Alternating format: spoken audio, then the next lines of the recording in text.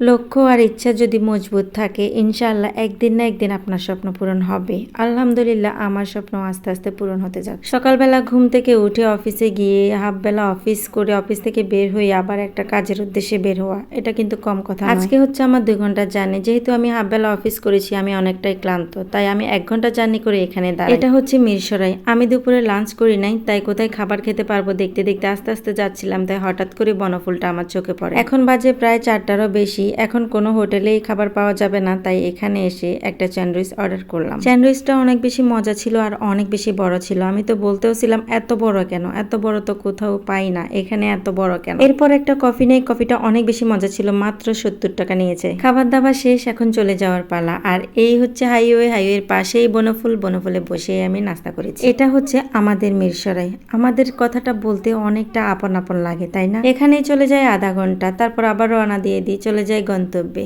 আর চলে আসলাম, ফাইনালি কাজটা শেষ হলো। তারপর টাকা দিয়ে দিলাম। টাকাগুলো দেওয়ার সময় অনেক কষ্ট লাগতেছিল, এত পরিশ্রমের টাকা, এত কষ্টের টাকা। যদিও ভালো কিছুর জন্য টাকা দিচ্ছি, তবুও কষ্ট লাগতেছে। আর এই হচ্ছে আমাদের বাড়িয়ারহাট। বাড়িয়ারহাট থেকে আমার ভিডিও কে কে দেখতেছেন কমেন্টে জানাতে একদমই ভুলবেন না। চেনা অচেনা সবাই কমেন্ট করে যান। আমার ভিডিওগুলো যদি ভালো লাগে একটা লাইক একটা ফলো দিয়ে পাশে থাকবেন, নতুন নতুন ভিডিও বানাতে উৎসাহিত করবেন। ধন্যবাদ।